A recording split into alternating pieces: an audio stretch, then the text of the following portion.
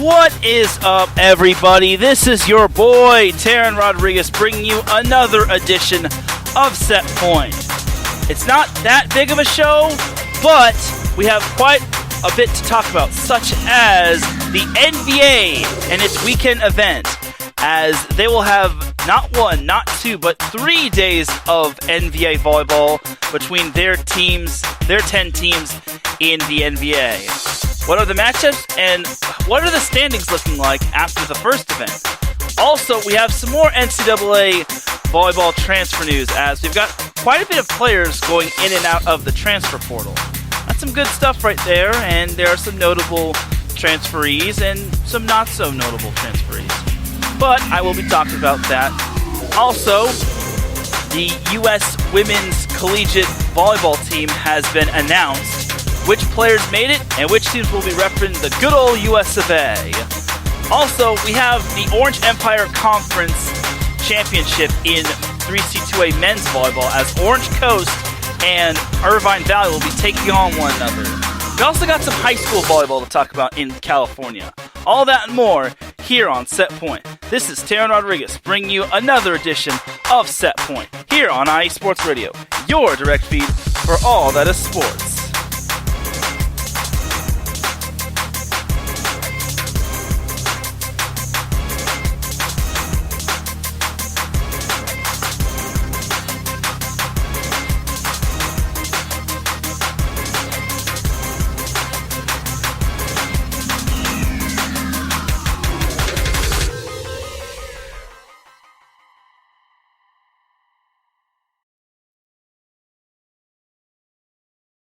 And welcome all to another edition of Set Point. Thank you all for joining me for episode 91 of Set Point. As I've been saying a million times, I still can't believe we're up to the 90s. It feels like yesterday when Set Point first got off the ground. So it's quite amazing, and it's been a while since I've had a week off for Set Point. So I don't know if I'm going to be planning on having a week off anytime soon, but We'll see. Without any further delay, let's get on into the volleyball action. But first, we have a word from our sponsor. iSports Radio's official sponsor is the Southern California Warriors semi-pro football team. The world of semi-pro sports is like any other sports organization. Players pay to play in hopes of so many different outcomes, whether it's playing to get filmed to try out for professional teams, big-time colleges, or just playing to stay in shape. No matter what, all semi-pro players have one thing in common, and that's playing for the love of the game. The SoCal Warriors have been on a quest to earn titles and give players second chances since 2017. Whether you're in Southern California or anywhere in the world, give semi-pro sports a chance if you love your sport. You may get that second chance you have been waiting for as an athlete. You can follow Southern California Warriors on social media, starting with Twitter at SoCal Warriors, on Instagram at Southern California_Warriors, and then if you go to Facebook and go to the search bar, type in the word Southern, the word California, and then the word Warriors, and it should come up on your feed. And then once you click their little link, just hit the like button and follow them, and you'll have all updates regarding the Southern California Warriors. So thank you to the Southern California Warriors for being the official sponsor of IE Sports Radio, your direct feed for all that is sports. You can follow IE Sports Radio as a whole on Twitter at IE Sports Radio, on Instagram at IE Sports Radio, and on Facebook, if you type in the word IE, the word sports, and the word radio in the search bar, you will most likely get a little logo that's all black and then has white letters on it. So that's how you can follow IE Sports Radio. And we're available on other platforms as well, such as YouTube, Apple Podcasts, Spreaker, SoundCloud, you name it. Maybe not SoundCloud, but you get what I mean. We're available all over the place. Now let's get started with the volleyball action. So there's been a lot of NCAA volleyball transfer news happening as of late. And more importantly, I actually didn't get, there was a lot more than I left off after I left off from, so So just going to pull up the NCAA Volleyball transfer news. If I could find it. Regardless, there were lots of updates. If my thing wants to actually cooperate here, which it's not going to, so this may take a little while to get the list up.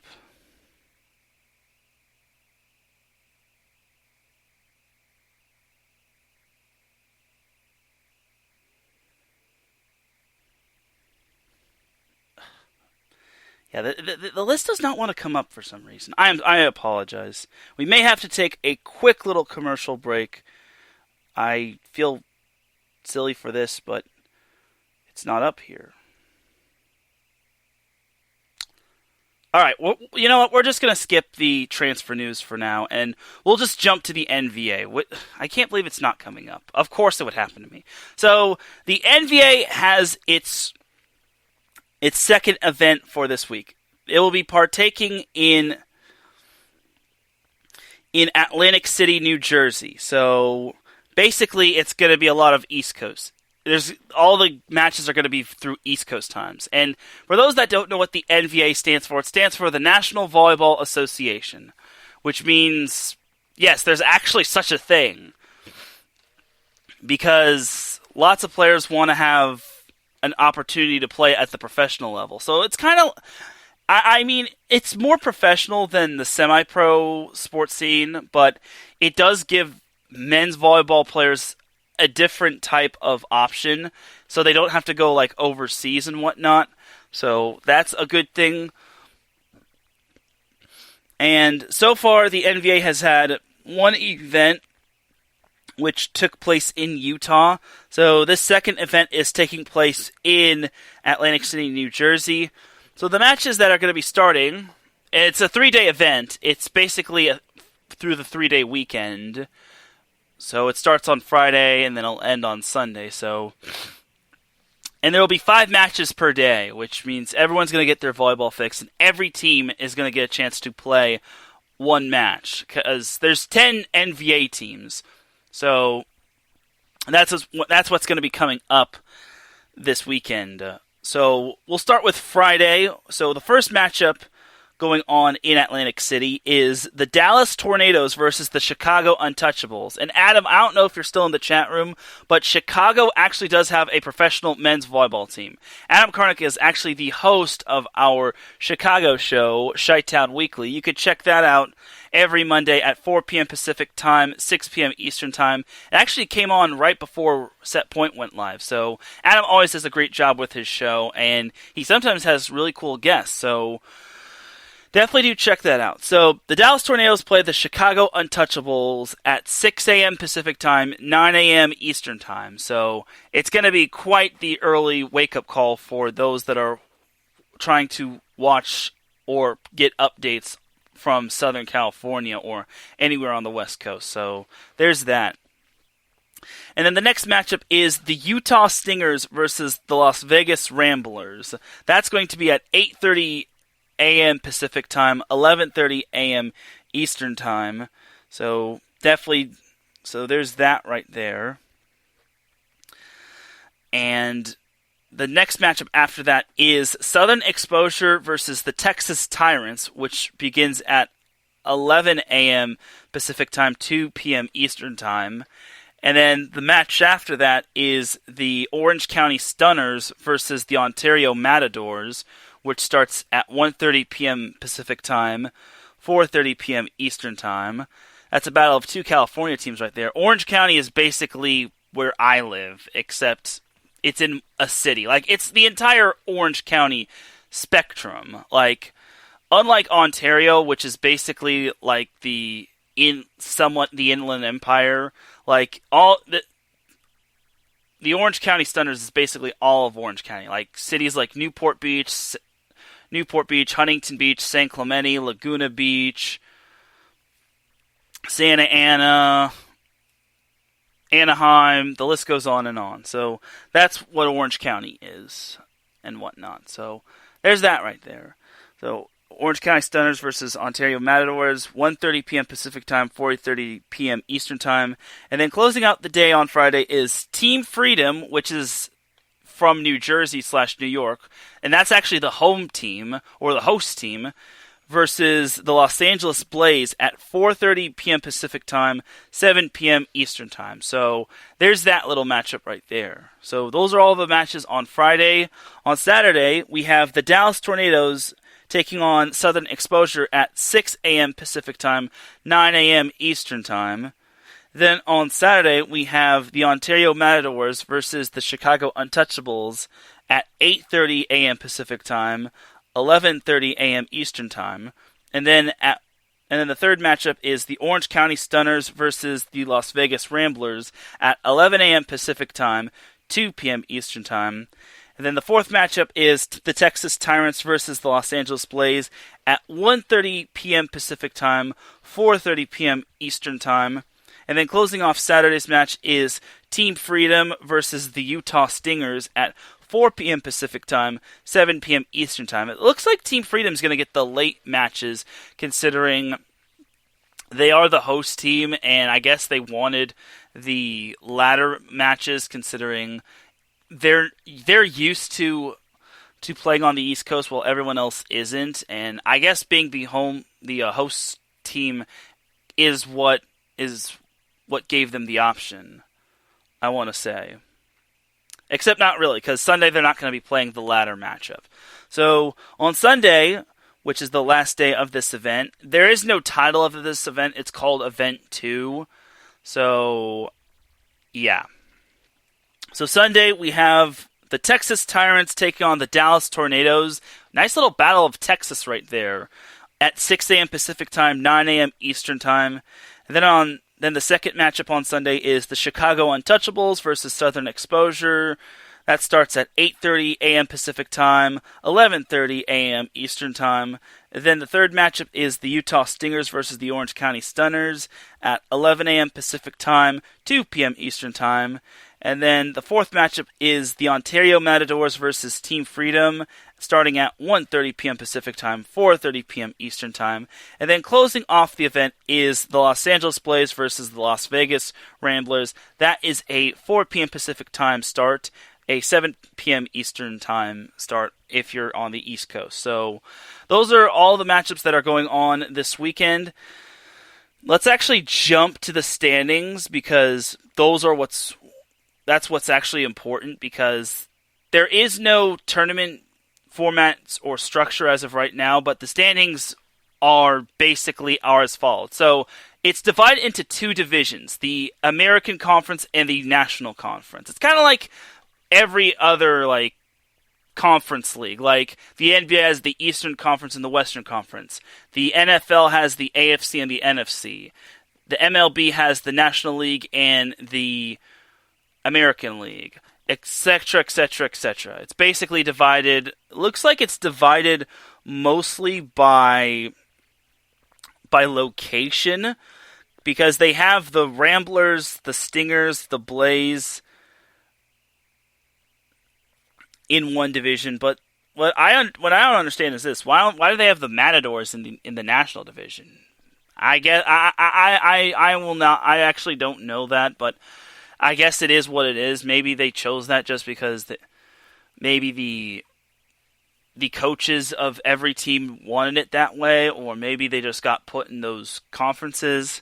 Regardless, it is what it is. So, looking at the standings from the American Conference, in first place, we actually have a two-way tie. So we have the Las Vegas Ramblers and the Utah Stingers tied for first place in the American Conference. I'm actually looking to see if those two actually face one another this weekend. They do. It's actually the second matchup. So Utah and Las Vegas will be breaking that tie atop the American Conference standings in the first match, or the second match of the event. So one team is not going to be undefeated for too long. So the Ramblers and the Stingers are tied for first place at 3-0. Then we have the Los Angeles Blaze at 2-1, followed by the Texas Tyrants at 1-2. And Adam, I'm sorry if I have to say this, the Chicago Untouchables are dead last in the American Conference at 0-3. But there's still plenty of time. And unfortunately, I don't know what the tournament format is. I can imagine it could basically be every team participates and then certain teams get a bye, and then certain teams have to play in the first round and whatnot. So, yeah. Then we have the National Conference. So, leading the National Conference is Team Freedom at 3-0. And then Southern Exposure is in second place at 2-1. Then we have the Ontario Matadors at 1-2. And then bringing up the rear in the National Conference is the Dallas Tornadoes and the Orange County Stunners. The Orange County Stunners being in last place has kind of been somewhat stunning, and that's no pun intended. The reason being is because they actually had a great showing in that one little tournament they had, like, in the summer where the Ramblers actually won that event. But I think what I think happened was that one of the Orange County Stunners' top players, Nick Amato, hurt his foot, and it's quite unfortunate. I don't know if he's playing. He's no longer in a walking boot, but it is good that he is no longer in that boot. But hopefully he gets back to full strength and he gets back to playing on that court, because Nick Amato is a former guest on Set Point, and we hope to see him doing his thing and just dominating the court because he is awesome and whatnot. So there's that for all of the conference standings and whatnot. There's still plenty of time left. Like, each team has 6 more matches to go, and then they're playing 3 of them. So teams could make up ground. And what's cool about the NVA is that it's still somewhat of a new league. So I want to say that teams still have a chance to, like, feel out their opponent and see what's expected between every team and whatnot. So we'll see. We'll see how it goes for both teams. So that's that for the NVA. Now that NCAA Volleyball is no longer going on, I will definitely talk more about the NVA. I promise y'all. I won't be following the NVA this weekend. 1, because I'm graduating from Cal State Long Beach. 2, I've got a lot going on Saturday. And then 3, I'm still doing stuff on Sunday with my brother, and we're still gonna be celebrating my graduation and whatnot. So, yeah. So I'll try to get some tweets out when it comes to the NVA, but I really want to keep everyone updated, just because the NVA is a league too, you know. So there's that. So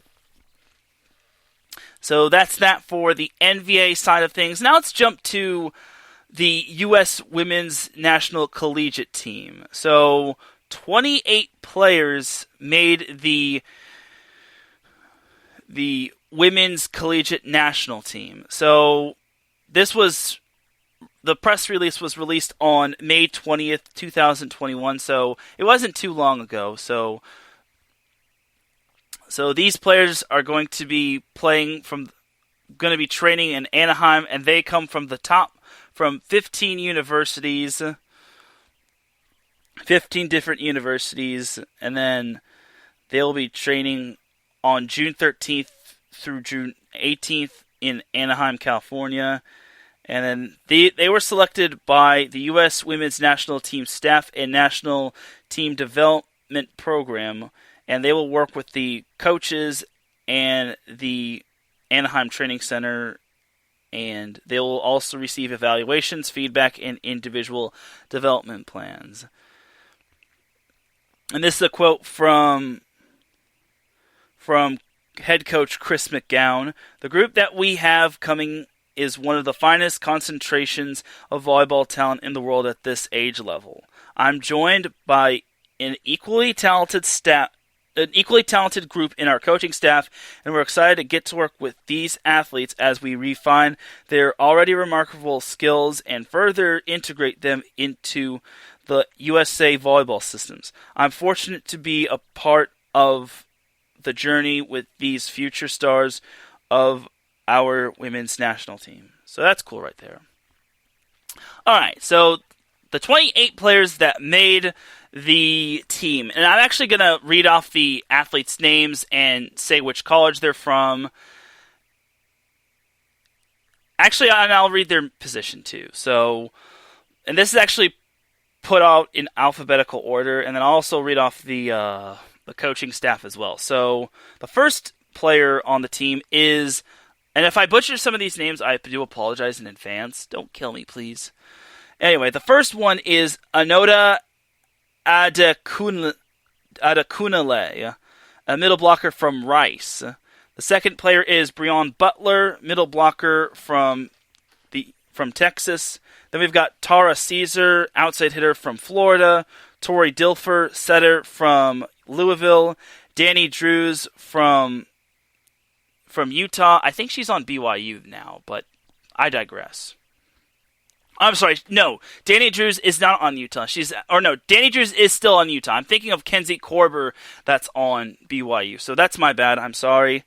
Anyway, we have Logan Eggleston, outside hitter from Texas. Skylar Fields, opposite hitter on Texas. Zoe Fleck, libero from UCLA. Marin Grote, middle blocker from Washington. Caitlin Horde, middle blocker from Penn State. Cece McGraw, libero from Minnesota. Brooke Nunaviller, libero from Oregon. Thayer Hall, outside hitter from Florida. Kayla Lund, outside hitter from Pitt. Mac May, outside hitter from UCLA. Molly Monserez, setter from Florida. Ella Mae Powell, setter from Washington. Yasonia Presley, or Yossi Presley. I don't know why they shrunk it down. Maybe that's how she wants to be pronounced. Anyway, Yossi Presley, opposite from Baylor. Dana Retke, middle blocker from Wisconsin. Devin Robinson, opposite from Wisconsin. Jess Robinson, middle blocker from Michigan. Stephanie Samity, opposite from Minnesota. Lauren Sanders, middle blocker from Washington. Shannon Scully, libero, as she is in the transfer portal, and we don't know what school she's going to. I'll actually get to her in a minute, but Melanie Schaffmaster, setter from Minnesota. Maddie Skinner, opposite from Kentucky. Anna Stevenson, middle blocker from Louisville. And Allie Stumler, outside hitter from Kentucky. The head coach of the team is Chris McGowan, while the assistant coaches are Taiba Hanif Park, who is from Athletes Unlimited. Rob Browning, who is from St. Mary's University. Michelle Chapman, who is from USA Volleyball. Brian Hurler, who is from Stanford. Meredith Lee, who is a team leader from the USAV NTDP. And Todd Falds, team leader from USAV NTDP. And then the athletic trainer is Wyatt Blue. So, back to Shannon Scully. So, I'm surprised she's actually being recruited as a libero as opposed to her primary position in outside hitter.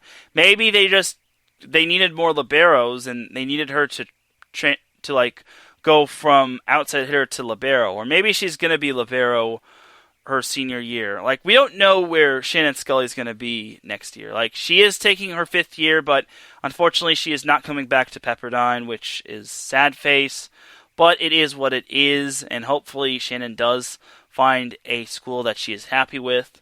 We'll see where she wants to go, because she is a fantastic player, and I'm sure she could play the libero position quite well as play the outside hitter position. So, those are your 28 players for the U.S. Collegiate Women's Volleyball team. Let's give them a round of applause as they will be representing the red, white, and blue of the United States of America.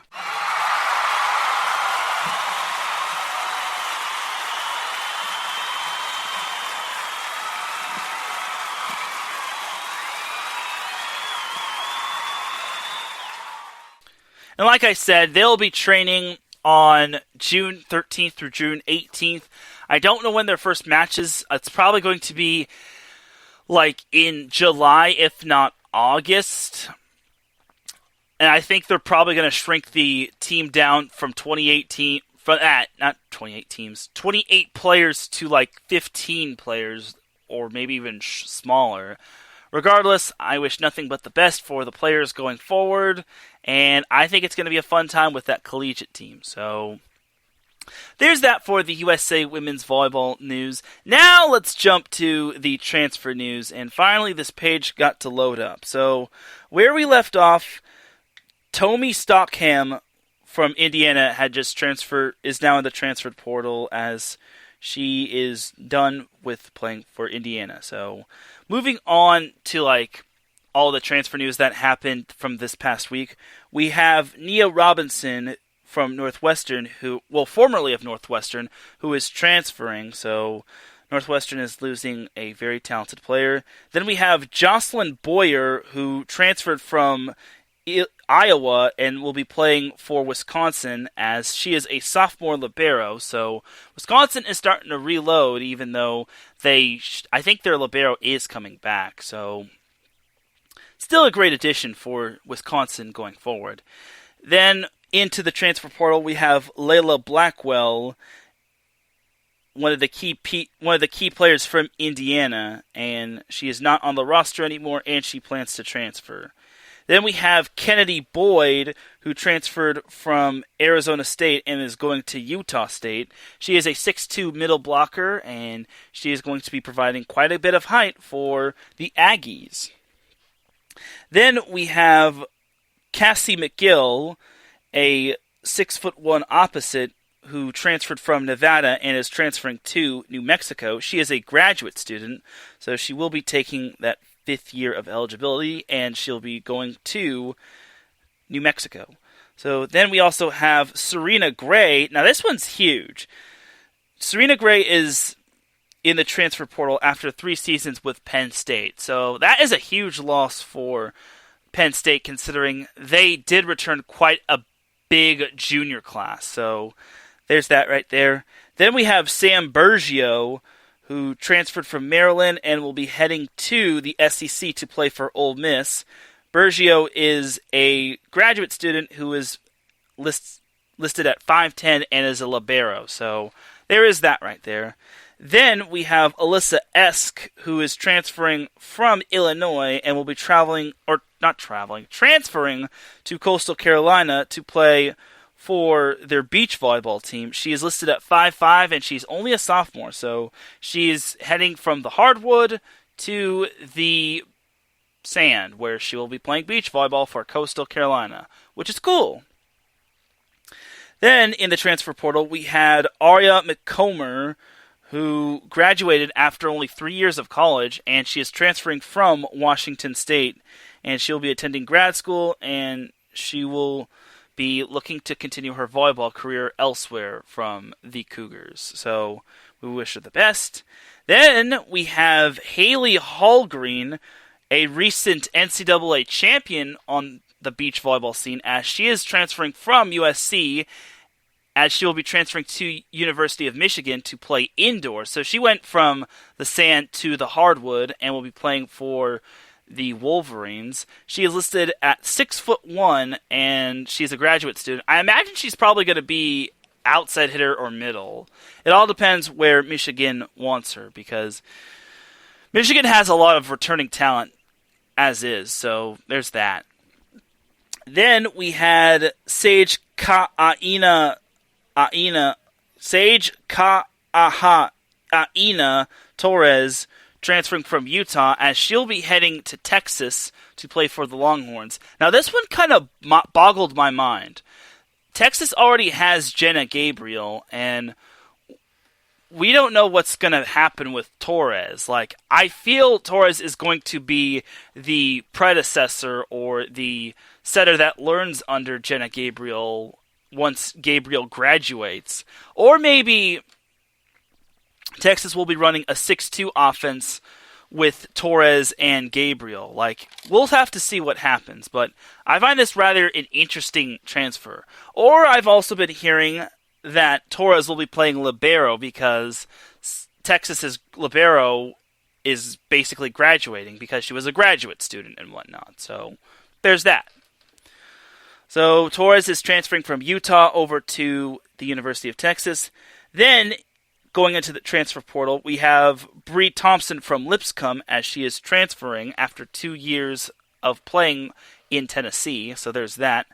Then we have Kaylee McHugh, who is transferring from Tulane and is transferring to TCU to play beach volleyball. McHugh is a graduate student who is listed at 5'6", and TCU made its first ever NCAA beach volleyball tournament appearance this season, so that's kind of a boost for them. Then we have, coming in today and 5 hours ago, we have Amelia Vanderwerf, who transferred from Middle Tennessee or Mid Tennessee as she is transferring to Utah. She is a 6'3" middle blocker, and she's only a freshman, so that's quite big right there, considering they did lose Kenzie Korber, but they still have her and Danny Drews, which is really cool. So I imagine she's going to make a big impact for the middle blocker. And then the last transferee is Brenna Runnels, who has played for Colorado State for 5 years, and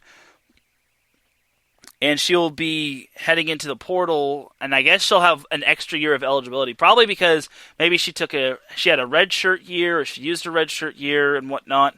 So there's that right there, and she was the Newcomer of the Year award back in 2017 in the Mountain West Conference. So there's that right there for Colorado State, and who knows where Runnels ran? Who knows where Runnels lands to? We also actually had some other unreported transfer news that happened. As earlier today, we had Nicole Alford, who transferred from Maryland to Missouri, as she is listed as a setter, which is quite cool. This is actually a press release from Missouri's women's volleyball Twitter account, as Nicole Alford is a graduate transfer, as she is a setter and whatnot. So that is pretty cool right there, as she actually had experience running a 5-1 offense and a 6-2 offense. So that's pretty cool, and I think she'll make a good impact for Missouri. I feel Missouri kind of scored with this, as they kind of lost some key pieces of their offense, but they should have some other key pieces coming in, and then they should also have other incoming players that could make an impact for Missouri. I still don't see Missouri winning the SEC, considering that honor still belongs to Florida and Kentucky, and Missouri is probably at best the third best team, if not maybe the fourth, if Tennessee can get their stuff together, because Tennessee was very close to making the tournament. Had they not lost to a few of those other teams like Alabama and Georgia, and I want to say it was LSU? Something like that. If it weren't, either way, Tennessee had quite a number of losses that they shouldn't have lost to. And without those losses, I think they would have gotten into the tournament, and I think Missouri would have been on the outside looking in, due to the fact that Missouri would have been behind Tennessee in the SEC standings. So there's that right there. So that is that for all of the NCAA volleyball transfer news. If there's anything that comes up later on in the show, I will be reporting on it, but we are all caught up for the most part when it comes to the NCAA transfer news and whatnot, and yeah, that's pretty much that for that type of news. And we'll actually be taking ourselves a quick little break. When we come back, we'll be previewing the 3C2A men's volleyball action, as the Orange Empire Conference championship game is this Wednesday, and the tournament finals will consist of Orange Coast College and Irvine Valley College. Two colleges that have had their head coaches as guests on this show. So you're not going to want to miss it. We'll be right back after this. You're listening to Set Point here on IE Sports Radio, your direct feed for all that is sports.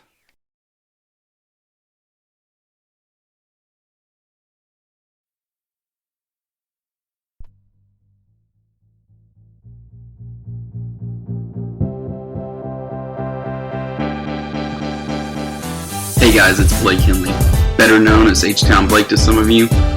Happy to announce that Bases Loaded is back in full force. We'll be bringing that high heat every Tuesday night here on IE Sports Radio.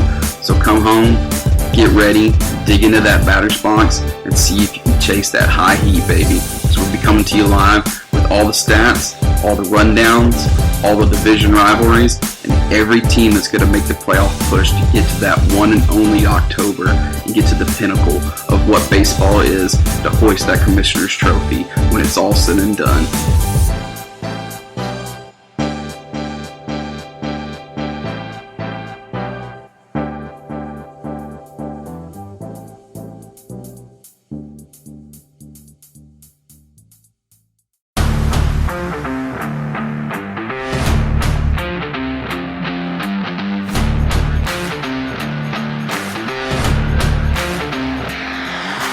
What's good, fight fans? It's your boy, Marcus Los Great, here to give you what you want, here to give you what you need.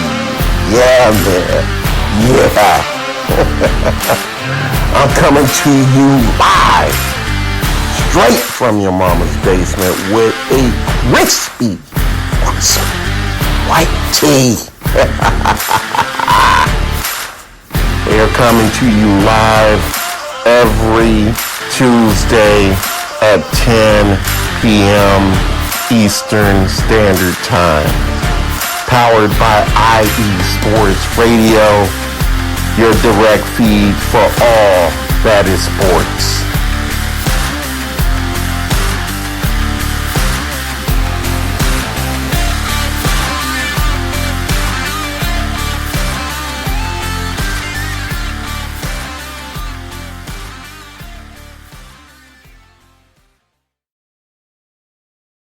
And we are back with segment 2 of Set Point. You can check out all of our amazing shows on different streaming platforms such as Spreaker, YouTube, Apple Podcasts, Podcast Addict, TuneIn.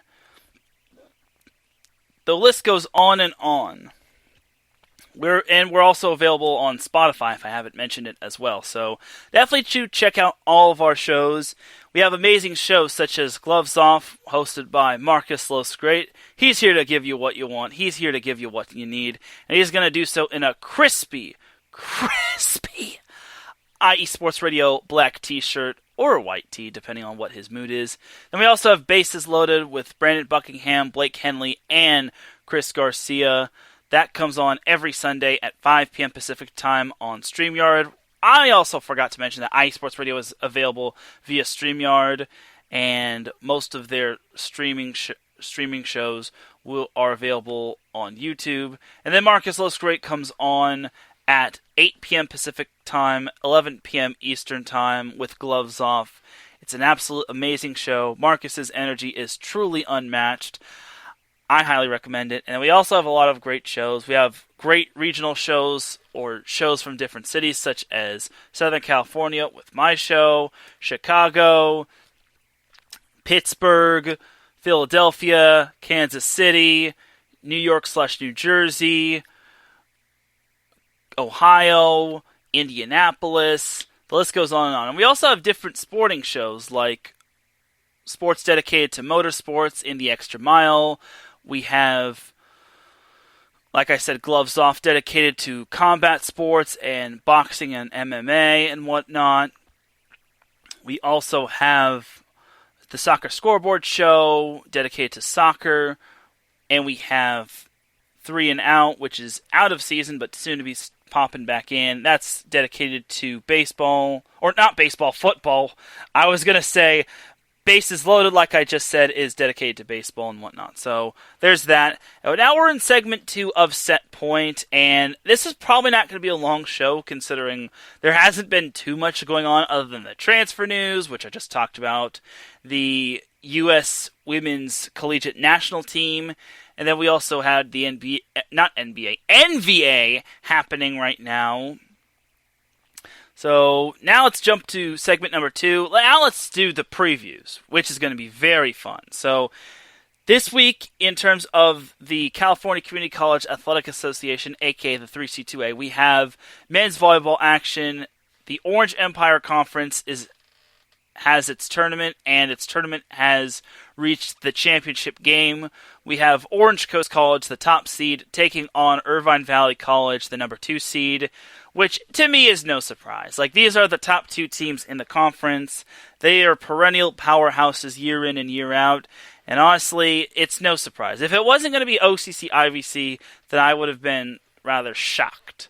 So how the Orange Empire Conference got to be, like I said, since there wasn't going to be any state championship volleyball, and every other team wasn't like participating, like Long Beach City, El Camino, Santa Monica, San Diego Miramar, the list goes on in terms of teams that unfortunately couldn't play this year, and my heart goes out to all their players who unfortunately had to see their teams opt out this season. The Orange Empire Conference, however, was a different story, as their teams managed to squeeze in conference play. It was just conference play only. But then again, I also saw like Moore Park playing this year, and I guess they just had themselves an independent schedule, and they got some their team some matches. I'd have to check on their website, but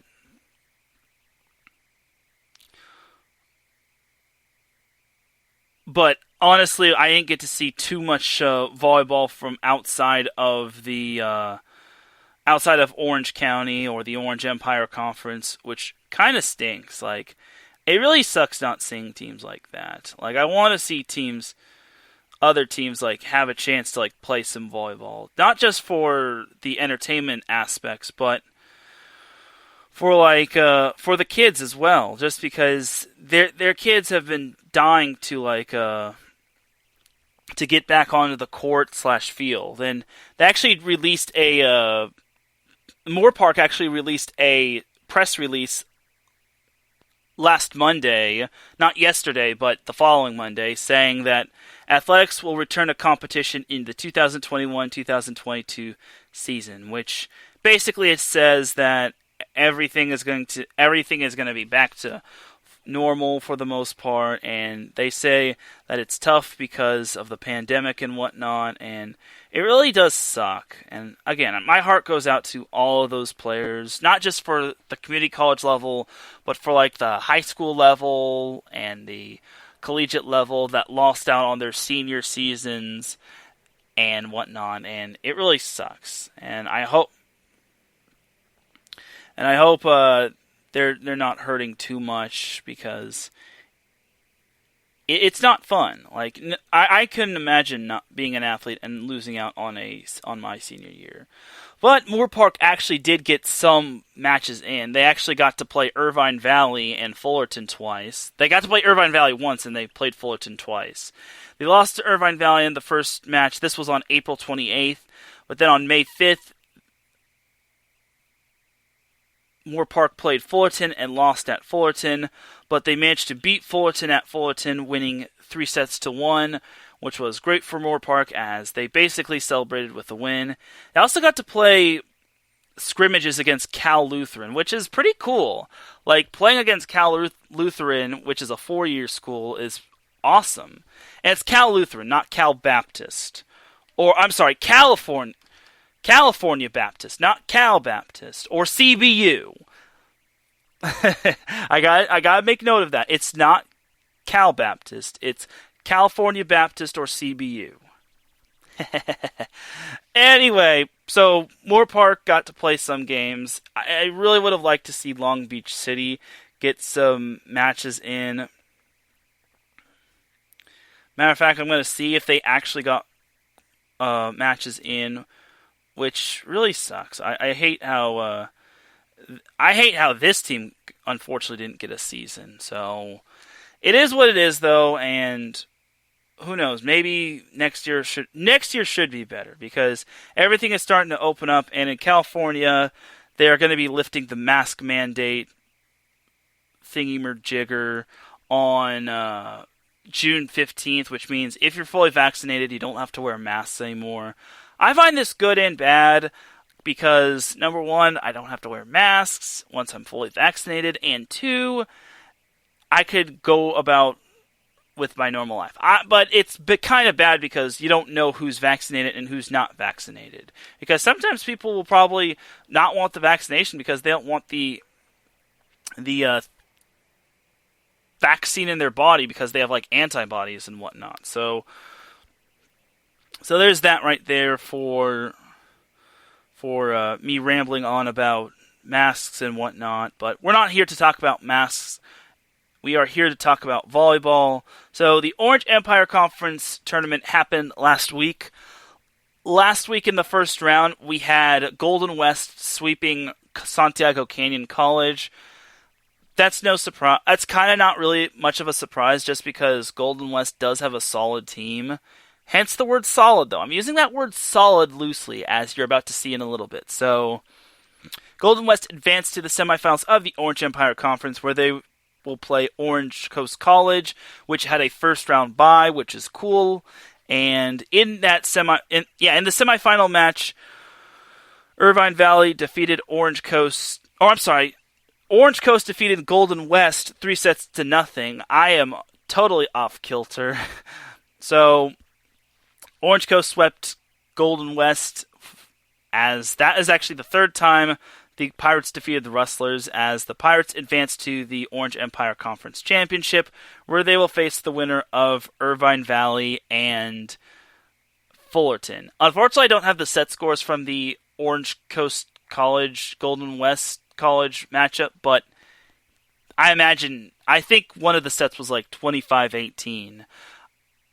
Regardless, OCC swept Golden West. Then we had Irvine Valley taking on Fullerton in the semifinals of the Orange Empire Conference tournament. Irvine Valley swept Fullerton in straight sets, 25-22, 25-7, and 25-18. It was pretty one-sided, as this basically shows the talent that IVC has, and they were not going to let a 2-game losing streak against OCC degrade them or debunk them or demoralize them. That's the word, demoralize. I mean, those other two words kind of work, but not really. So, the Orange Empire Conference Championship will consist of Irvine Valley, the number 2 seed, and Orange Coast College, the number 1 seed. And the match will take place at OCC, and it's going to be on Wednesday at 6 p.m., so it's the third meeting between OCC and IVC. So here's the thing. These two teams are bitter rivals, but good friends off the court. And their two coaches know each other well. Ryan Windish is the coach of Irvine Valley, and he isn't as...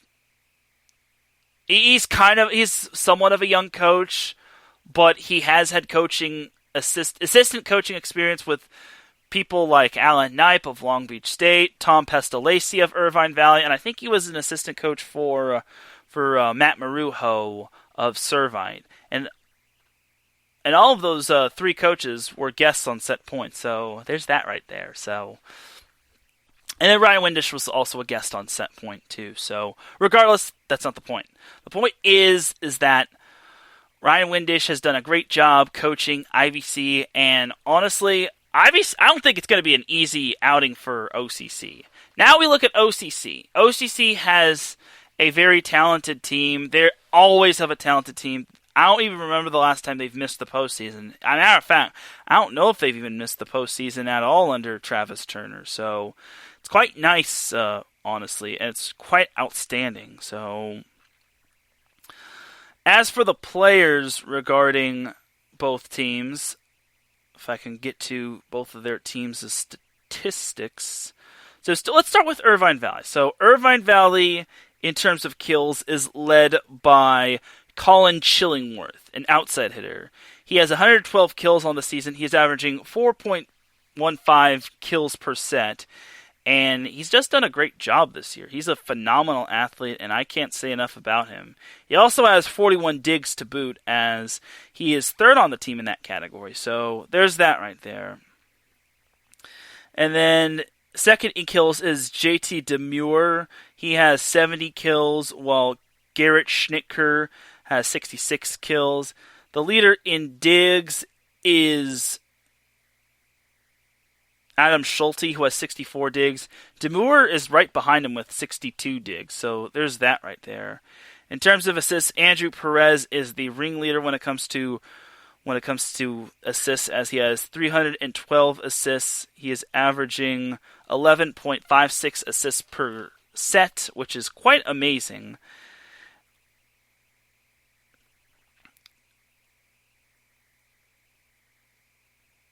And he only has 2 kills on the season, so he doesn't dump the ball too much. And maybe those 2 kills were kills via overpass serves and whatnot. So there's that right there. So, and then the leader in total blocks, is Julio Gutierrez, Trevor Weinert is the leader in blocks, as he has 27 blocks for the season, while Julio Gutierrez has 23 blocks, and Garrett Schnitker has 18 blocks.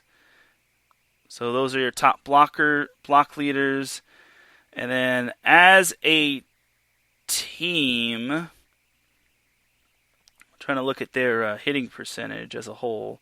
The websites don't really have the same stat things like NCAA college websites, but as a team, IVC is hitting 321, which is quite impressive. It's still a pretty good stat. Like, if you're ever hitting over 300, that's when your team's offense is clicking. So there's that right there. As for OCC, they are hitting 392 on the season, which is absolutely amazing. Like, that right there, that alone is pretty impressive. They're almost hitting 400, which is outstanding. So the leader of the team in kills is Calvin Sanborn, who is bound for Long Beach State. He leads the team in kills with 101. Caden Satterfield is second in kills with 82. Carter Depew has 77. And then Troy Culp has 50 kills. So there is that right there for Orange Coast. And the unique thing about OCC is that they run a 6-2 offense. Eric Beebe is the main setter, though, as he has 225 assists, while Sam Walton has 83 assists. So there's that right there, and that's a nice little thing to note. And then Coltrane has 77 digs, while Depew has 30, along with Sanborn, and Satterfield has 29 digs, while Beebe has 27 digs. In terms of total blocks, they are led by Troy Culp, who has 26 blocks. Elgin Liu has 21 blocks. Depew has 16 blocks, and Beebe has 14 blocks. And then I think I already went over digs. No, I didn't. Oh yeah, I already did go over digs. Coltrane leads the team in digs with 70, so there's that. And I want to see who has the biggest, who has the best hitting percentage. That is Troy Culp, as he is hitting 482, while Elgin Liu has 442. Liu has 26 kills, while Culp has 50 kills on the season, like I just mentioned. Depew has a hitting percentage of 417, but he has 77 kills, which is quite impressive. Sanborn has a hitting percentage of 357, as most of their players have a high hitting percentage. Like, they're hitting over 300 or more, as one of their players has at least 1 kill. The only one that's not hitting above 300 is Marek Spore, who has 1 kill, and he's hitting negative 143, but he's only appeared in 6 matches, so there's that. I think this thing needs to be updated because it says there's 8 matches when OCC has played 9 matches, so they'll probably get this updated, but for now it's pretty impressive. I'm pretty sure, unless they hit like under 390 or something, I don't think that 390 hitting percentage isn't going to go too far down, so there's that. Alright, so now my outlook on these two teams as a whole. So both of these teams are really impressive. I feel that this is going to be an all-out battle, and this is going to be what truly, truly matters most, and because this is basically the equivalent of the of the whole little championship. I know it's nothing like an actual state championship, but I'll be honest, I think it still means something. Like, both of these teams are the best two teams in their conference, and whether people like to classify this as a true championship or not, or a championship that truly matters most or not, I think that both these teams are going to go all out. Like, if all of them thought that this was a Mickey Mouse championship or an asterisk championship, then none of these players would be on this team, and they'd probably be opting out or redshirting. But these players have made the decision to play for their schools, get reps in, and hopefully get recruited by four-year universities and whatnot. So there's that. And then as for who I'm picking, I'm most likely going to pick OCC. One, because I'm a little bit of a homer, and two, I think OCC has just been dominant throughout most of the season. They've only dropped 3 sets all year. They haven't lost a match, and that's kind of the thing that somewhat worries me. They haven't lost a match this season. They haven't felt the sting of defeat, and they're facing IVC, their rival. The thing about that is it's tough to beat a team 3 times in one season, and IVC kind of proved that 2 years ago in 2019 when they beat OCC in the semifinals of the state championship, which that was very heartbreaking. But IVC played a heck of a matchup, and they just did everything OCC didn't. As Marcus Listgreat pops in the chat room, he says, "I'm a homer for GCU." Yes, I am aware you're a homer for GCU and whatnot.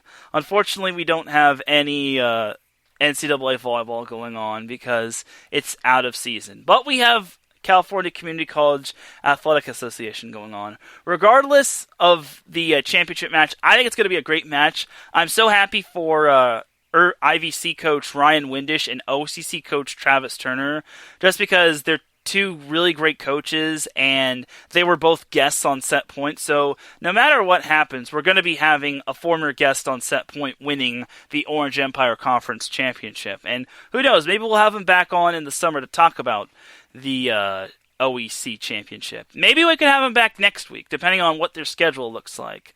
Like, maybe we could have like one or both in the near future again, just to like talk about that matchup, how they were able to keep their teams afloat due to COVID. I think both of their teams are pretty young. I know IVC has a very young team with only 2 sophomores and everyone else is a freshman. So they're going to be very promising next season, and I'm all for that. And I can't wait. I can't wait for that to happen. As for OCC, they don't really have any. Their roster does not contain their grade level. It just contains their name and then their position and whatnot. So, kind of stinks that I can't speculate how OCC is going to be doing in the up and coming years next year. But I imagine OCC men's volleyball isn't really going to go anywhere. So, that's that for OCC and IVC. I have OCC winning in 4 sets. I don't think IVC is going to get swept, and it wouldn't shock me if IVC and OCC went 5 sets, because both those teams are bitter rivals, and I can see both those teams just going all out and just battling hard for not only for themselves, but for their schools and their parents as well. So I got OCC winning in 4. I know I'm a homer, but what can you do? So we'll see what happens going forward. So that's that for the 3C2A, or the California Community College Athletic Association. Now, to conclude this episode before we have to send you all on your way, is let's preview the CIF Southern Section Boys Volleyball Championship. So it's basically more California volleyball that's happening in my neck of the woods. The Division 1 bracket starts on Wednesday. Like, the Division 1 bracket was actually released last Saturday, or not last Saturday, but the following Saturday. Like, they actually got a week to like prepare. So that's pretty cool, I guess, but it gives a lot of teams a lot of rust. But I guess you could say that for like all the teams. So what am I bellyaching about? So for those that didn't hear me talk about the bracket last week, the Division 1 bracket consists of Loyola versus Redondo Union, and the first team that I name off is the home team. So Loyola versus Redondo Union, Newport Harbor versus San Clemente, Corona del Mar versus Mater Dei, and Mira Costa versus Orange Lutheran. So so let's break down these matchups one by one. So we've got Loyola versus Redondo Union. So both of these teams have not met one another this season. Loyola is the number 1 seed, as they have not lost a match this year, and I think they're one of the top teams in the nation. I don't know why they're not like one of the top teams. Maybe the Max Preps standings or Max Preps rankings needs to be updated more, but I think Loyola should be up there a little bit higher. So overall, this basically is one-sided. This one has one-sided written all over it, and I think Loyola is going to get out of that first round with pretty much ease. Like, Redondo Union's a good team, but I don't see them getting out of the first round. Against any other team, I'd give them a fairly good chance, maybe other than Mira Costa, but I got Loyola easing their way out of the first round. Then they've got Newport Harbor, San Clemente. Now, these two teams actually met one another early in the season, where Newport was able to defeat San Clemente in 4 sets. It's going to be tough to defeat the same team twice in one season, but if there's one team that's capable of doing that, it's probably the Sailors. I don't think it's going to be anywhere easy because the Tritons are very well coached. Their head coach is a veteran in the game. He is been coaching ever since I've been most likely in diapers. Actually, he's been coaching since the early 2000s, so probably when I was in grade school. So I don't think this is going to be anywhere easy, and the 4 versus 5 matchup is always those classic anything can happen in those matchups. But the thing about Newport Harbor is they are playing at home. They are a very good they are a very good home team. One, because their gymnasium is tough to win at, and 2, the gymnasium actually has a low ceiling, so it's kind of tougher to pass. So that's kind of what gives Newport Harbor the edge. And honestly, Newport Harbor's had a very challenging schedule. Like, they've had to face teams like Loyola, Mira Costa, Corona del Mar. The only teams they haven't really faced are Mater Dei and Orange Lutheran, which they didn't really want to schedule them, nor Redondo Union. So I think this one's going to be a lot closer than the first matchup, but I have Newport Harbor coming out of this matchup. I don't want to say that San Clemente's not good, but I just think that San Clemente's strength of schedule is nowhere near on the level of Newport Harbor. So there's that. Then we go down to the third matchup. We have Corona del Mar versus Mater Dei. These two teams have not met each other this season, as the Sea Kings face the Monarchs in what could be a somewhat of an instant classic. Mater Dei hasn't really had the best strength of schedule, while CDM, on the other hand, has had the up and down season of the lifetime. Their first week of the season actually was canceled because of COVID and whatnot, so that's what really sucked about their first week. But ever since, after their first official week, where they looked a little shaky but was able to squeak out at least one win, they actually went on a little bit of a winning streak. I think they won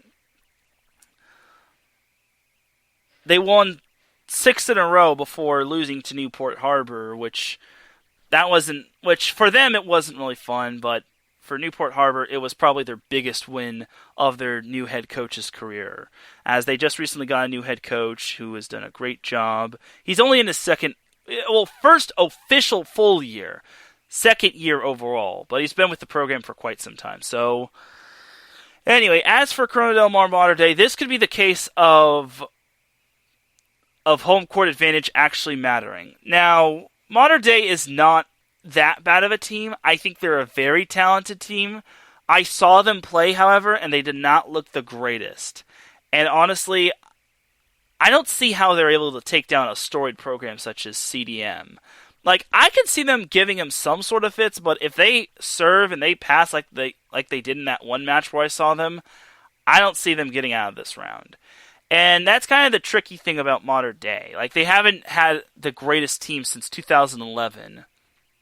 And even that year was quite crazy with all the top 4 seeds getting upset, except for the number 2 seed. But overall, I got Corona Del Mar defeating Mater Dei. I'd probably say in 4 sets. I think Mater Dei is going to give them their best shot, but I think the Sea Kings are just going to emerge victorious.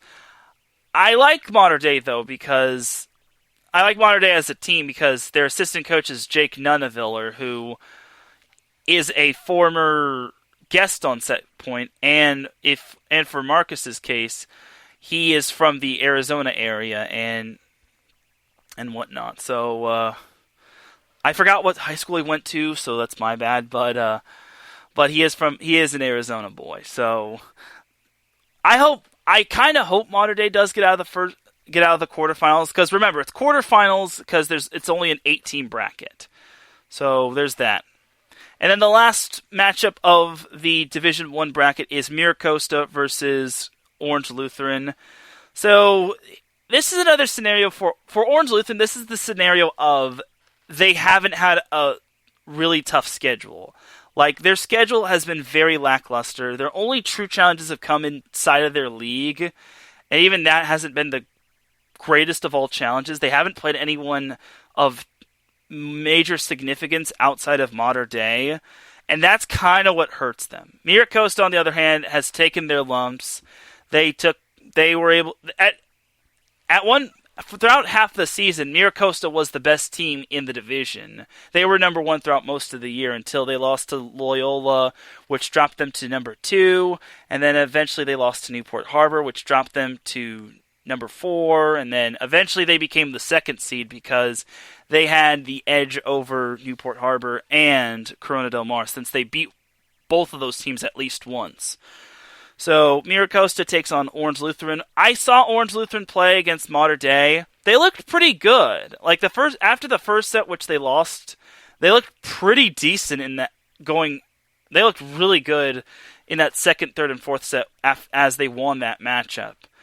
However, Orange Lutheran is playing an opponent that's well above their skill level. And the thing about Orange Lutheran is they bank on 2 players to get kills for them. Grant O and Connor Bloom, which that's not really good for them. Like, they don't run the middle blocker like most other teams do. And they're just banking on 2 players to just the left side and the right side, which is not a good recipe for success. I will say this about Grant O. His twin brother, Riley, is the setter, so I guess that's good team chemistry on and off the court, but honestly, I don't see how Orange Lutheran wins. If they somehow pull the upset, I will be rather impressed.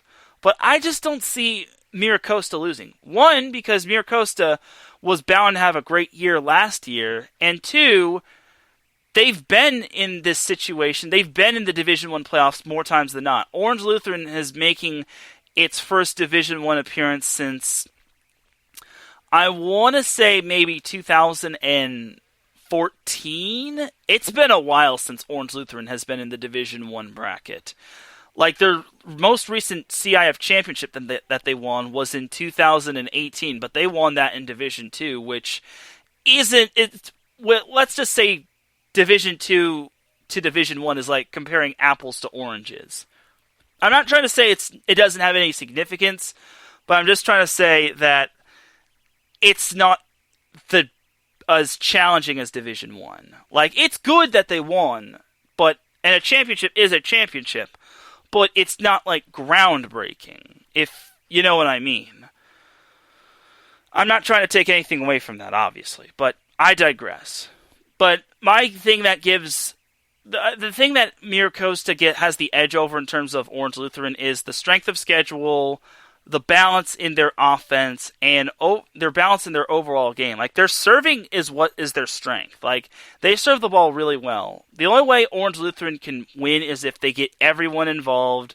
They pass the ball really well. They serve the lights out like they did against Mater Dei, and they block the ball well. If they could do pretty much all of that, they may have a shot. But I got Miracosta winning. And also, Miracosta has this new gymnasium. I think it was like over $1 million renovation of their gymnasium. It's basically like a college gymnasium. I haven't been inside, but I can imagine most teams are going to get intimidated. And I think that's also going to be a factor for Orange Lutheran as they're going to go on the road to face a Miracosta team that is laden with playoff experience and that's determined to get back to the CIF finals, because last year was going to be their year until COVID happened, because they had, I think, 8 or 9 Division I bound seniors, and then COVID shut everything down, and Miracosta was undefeated at the time, so it really is sad, but Miracosta is back on the path of they should be good this season and should make a push at the CIF championship. So there's that right there. And then I'm not going to really get into the semifinals just because it's kind of tough for me to pick the semifinals. I'm going to be honest. There are lots of scenarios that could happen when it comes to the semifinals. For starters, Loyola is on the road no matter who they face. Whether Newport Harbor wins or San Clemente wins, they're going to have to travel to Orange County to face either team. I could still see Loyola getting out of the semifinals, but if they play Newport Harbor at Newport Harbor, that's going to be a challenge right there. Especially since they haven't played at Newport Harbor, and they were going to play Newport Harbor at Newport Harbor, but because of COVID and whatnot, it canceled everything. No players on the team had COVID, and no teams had to go into quarantine. But because of the LA County Health Department and the CDC guidelines, they shut down the game because it's unfortunate. And then Miracosta, Corona Del Mar, I'll say Miracosta gets out of the semifinals. One, because they're going to be at home most likely, unless Orange Lutheran wins, if Mater Dei wins, which I don't think is going to happen. And even if Mater Dei does get out of the quarterfinals and beats CDM and gets to the semifinals, Mater Dei is just too inexperienced. They don't have that Division I semifinal experience. And if they were in Division II, I'd give them a much better chance. But they were one of the impressive teams in Southern California that had a great record and that tied for winning their league. So they got put in the big boy bracket. So there's that. So my final, if I had to pick my finals, my CIF finals, it would probably be Miracosta Loyola.